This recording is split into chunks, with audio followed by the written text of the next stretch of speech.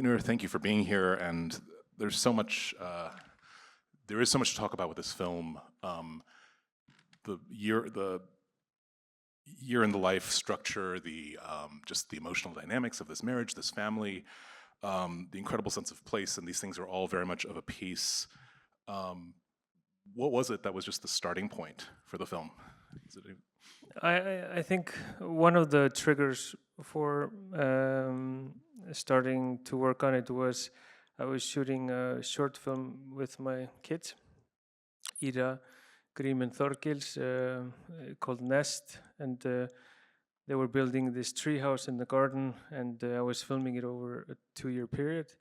And then while filming that film, I had to kind of hide because the animals didn't want to come if I was present. So I built this kind of shed around the camera where I could sit and read while waiting for the animals. And then I was just spending a lot of time in this shed and a lot of time to think. So I started thinking about, okay, here are the kids, what are the parents doing? So I started writing these small narratives for the parents. And then back in 2017, I shot this image, the first image you see of a roof being pulled off my old studio, and that was one of the first images I made for the film. So it goes back quite far, but these were two of the triggers I remember. But for me, like the core of the film was just like the time you, just seeing how precious time was and seeing the kids grow up and it all like almost like every year was moving faster and faster. So I just started thinking a lot about how we spend our time and who we spend time with, and can you make a film about that? Ask, what is it like directing your children, and do they like it? Do they like the process, the films, the result? Yeah, I think they like it because they're during the period of shooting, they're invited to this family of we're quite a small group of friends making films, and so they know all of them and they really want to be a part of that. But they're not interested in being actors or anything. They have their own thing, but I think they do it for me and for money and and for, to be honest, and also just for I think the fun of being part of the group, I think, is very important for them. So it's easy for me to invite them into that world because it feels very safe. It's all just friends in a very small group. That opening image you describe of the roof coming off is such a striking way into the film, and it's a studio space, right? So, I mean, did Anna's career as an artist kind of come from that as you were writing the script, or did it start with that image also? Yeah, I think I was just trying to figure out who are these parents, and I don't know actually where it came from, but I wanted her to do something that was creative and but also physical, like a process that was not.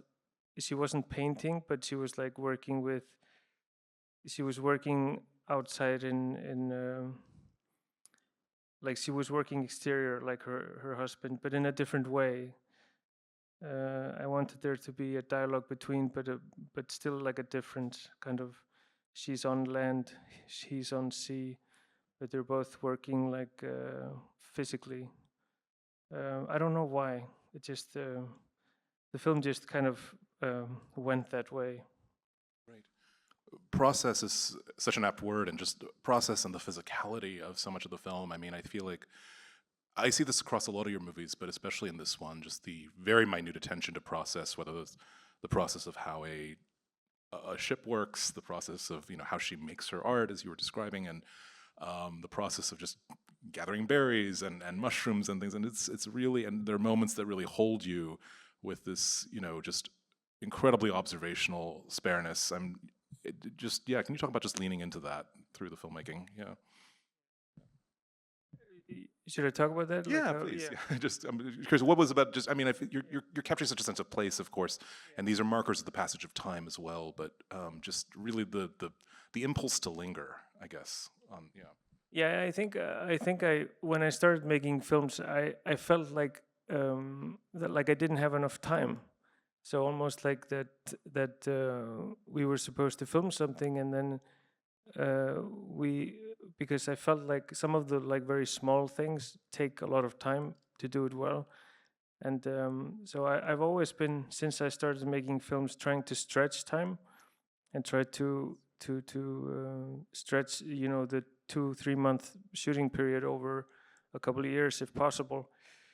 And then it doesn't mean that I use a lot of time with a crew when I'm shooting berries. You know, then I'm just shooting it myself.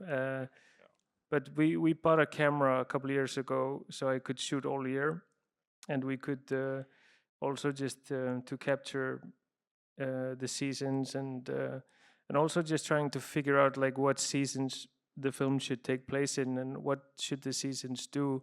And this really helped me through the writing of the film, and trying to figure out like what possibilities are in winter, and how can that uphill or like lift the narrative story or the emotional ride or experience. And so yeah, like try to have as much time as possible to do also the small details. And so for example, with the fisherman Magnus on sea, I had been documenting the way that fishermen fish today, because it's changing quite fast now.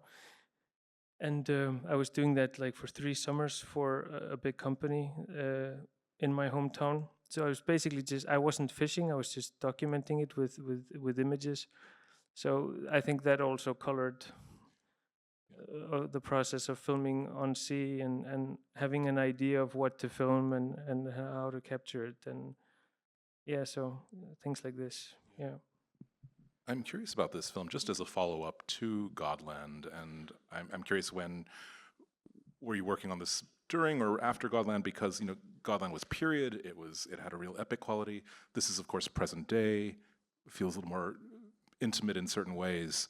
I don't know, can you just talk about the shift in kind of scale that it seems to represent, or maybe not? Yeah, I definitely, we definitely felt, all of us, that we wanted to do something more playful, and where we could film something immediately if we got the impulse to do it, and it had just, and the images wouldn't have to be pretty, in the sense of, if the fishermen are wearing something that isn't maybe very cinematic, or colors that are ugly, or we would just go with it. It just is contemporary, and it just felt better that things were like that. It didn't need to be romantic or nostalgic or period or anything like that. So we just kind of filmed what was there. But we, of course, we tried to create a world and kind of decide on what we would show. But it was a very, I think we wanted to do something more free and playful, and almost that create a world that we were very flexible in, so we could shoot. How can I say it? Like we wouldn't have to shoot something in a specific time. We could shoot it whenever we wanted. Be very flexible. I think that was, and also to Godland is linear. This one is a little bit different. I think also that was something that we wanted to explore, to be able to go from one place to another without. That was also exciting. It feels very fitting because the film itself is capturing a state of kind of an exploratory state for this family as well. I feel that every culture kind of has its sort of seminal movies about divorce and separation and families rupturing, and it's usually rupturing in a very dramatic way. And here, you ease us into it. It's complicated. It's a kind of limbo state, and I think in the first moments we're not necessarily certain of what has happened or is happening. Just can you talk about just kind of wanting to be gradual about what's going on in the marriage and the family? Yeah, I think I just had an idea of exactly like you say. It's like there are a lot of things that you've seen before, and I don't think I'm trying to make something that hasn't been done, but it's more just like wanting to make something, or I think I can say it like sometimes when you're making something, you know what you don't want to make, or you know what you don't want to spend time on. Like I just knew inside that I didn't want people to be screaming at each other, or that part of the fracture of the relationship. So I wanted to explore another side of it, you know, a side that is more effortless and that takes place maybe later in the separation or fracture. And so just like how can we explore just how we spend our time with the ones that we love when things change and when things, you know, become different, and is that enough, you know? Do you need any more, or do they need to? Yeah, that was also a question we were asking ourselves, like, is this enough of a narrative, or does it need like all of these things? But you have to go with the stomach, you know. I mean, it's different for everyone, I think, what they want, or but I think I really didn't want that. I really didn't want them to. I didn't want to know what happened. I didn't want to spend time on explaining things. I think also that's one of the key things for me is like, what are you going to use your time? Because you don't have so much time. You have maybe 90 minutes or 110 minutes, and you have to like, you have to decide on like what kind of experience you want it to be, and how do you want it to resonate. And if you use a lot of your time on explaining things, you know, it's a lot of time taking away from that experience. So this is how it ended up. I wonder if you can talk a little bit about your lead actors, Saga Garsdottir and Sverrir Gudnason, who are both wonderful in the film. And can you talk about just casting them, meeting them, and also were they also did it require them being attuned to this somewhat? You're not explaining too much to them, finding their characters as well, or how was that process? You know, it was quite simple. I had her in mind. I started out trying to find an artist that I could write for, that could be both the mother and the artist, and we could explore her work. But I never found that. So I ended up casting, or I ended up thinking about her. She's a comedian, stand-up comedian, and she writes and directs her own sketches and stuff, and a really great actress, and hadn't been in a lot of features, I think. But yeah, I kind of wrote it with her in mind, and she was up for it. And then Sverrir came later, trying to find like someone that fitted with the family, or didn't fit in a way. Trying to find something that was different than her. But it was a very kind of normal process of just meeting, and I think I asked them if they could come for a weekend to where I live, and we could do like a scene with the kids, so I could see if it felt natural, because I think it was I think the fundament of the film working out was that you believed that this was a real family, and I had this feeling of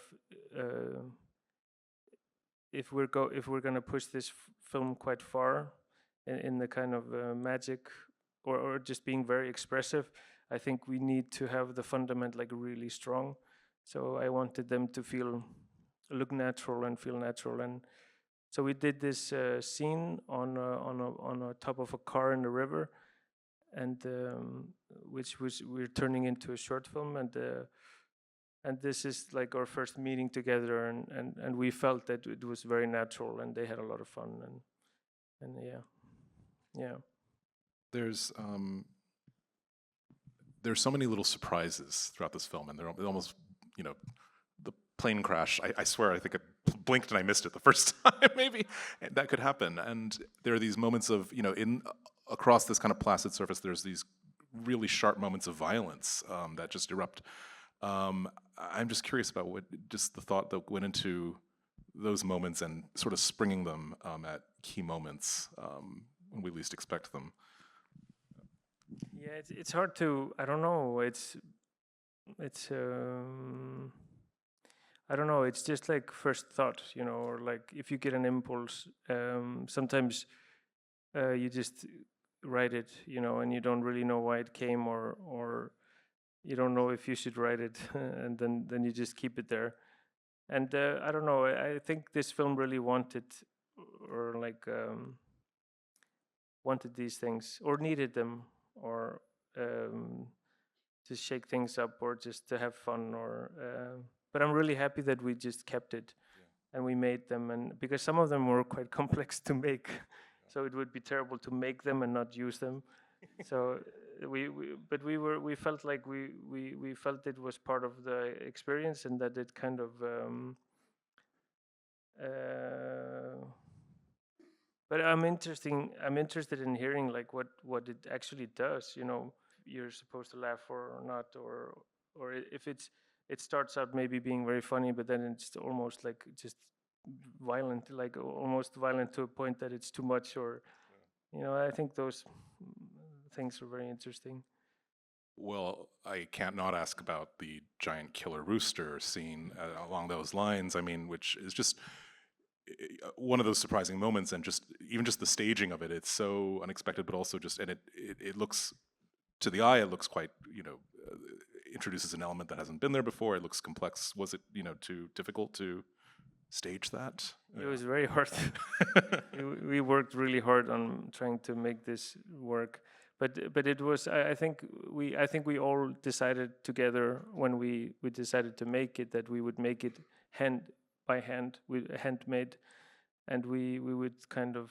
I mean, we would do some kind of help with VFX in the end, just to kind of paint away like ropes of people pulling and stuff like that, but we wanted to be able to direct the scene as we were making it, so like step by step, so we could see like, okay, now this is working, let's work on the next part. And so it was like a 2-day, 1 day of prep, 1 day of shooting, and then and I remember the camera that we bought a couple of years ago started to malfunction. Is that a word? Yeah. It maybe not the right word, but it's right. Yeah, it just started not to work anymore, or like, and then it started like doing strange sounds and didn't want to start, so I had to like force start it, and it's an old film camera, so I had to push it like 5 times, like really fast, just to keep it running. So we didn't even know if we had it or anything, but I was really happy that I was so stressed. I was like sweating, like, but yeah, we got it, and I think it's very funny. Yeah. It is late, but you wanted to hear what people thought, and so do we have time for maybe 2 or 3, like a couple questions? Sure. Does anyone have? We have a mic going around. Yes, this hand up here. Wait, I think a mic is coming.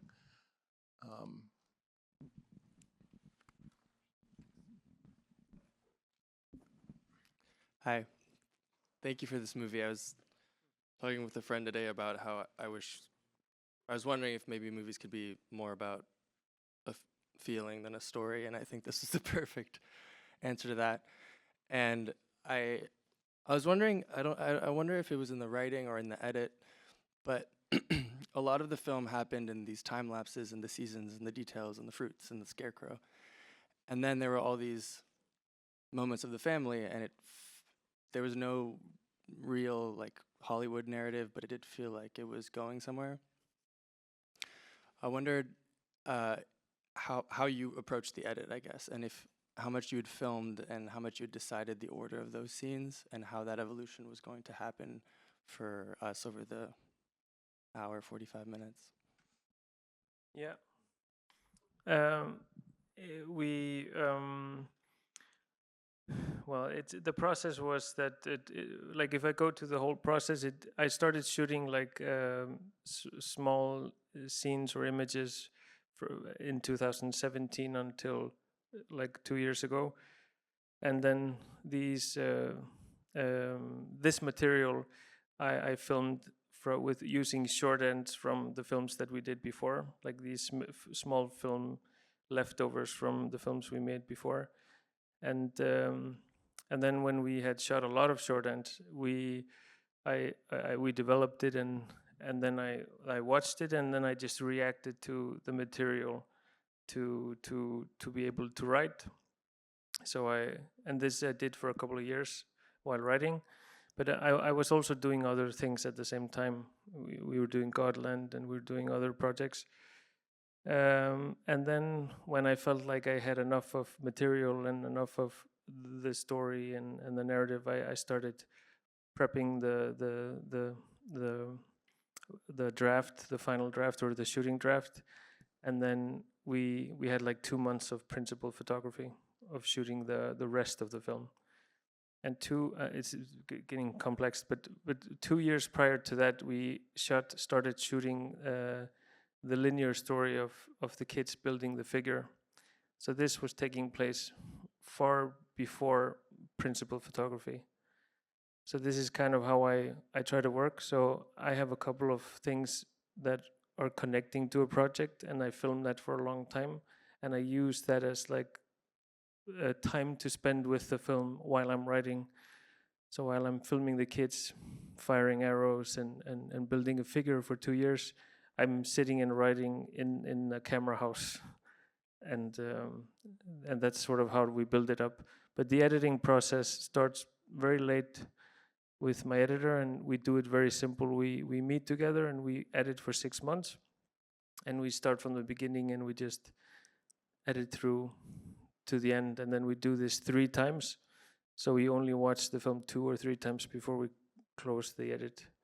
So it's but he's with my editor is my right hand, and he is with us in the process all the way from the beginning. Yeah. Do we have time for one more right there? Yes, thank you.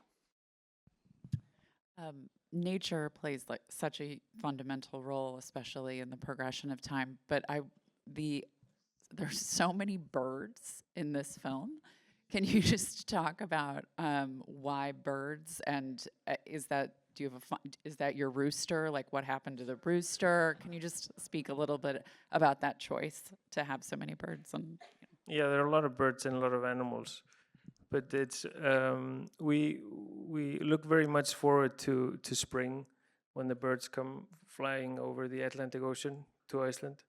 So that's something that we really look forward to. So I think if you spend time shooting all of the seasons and like the whole summer and spring and beginning of autumn, there's a lot of birds all over the place, and you're kind of learning the sounds they have and how they look, and I think I just tried to capture that and have that in the film. It's not something that I did like it's just something that I observed and I tried to capture.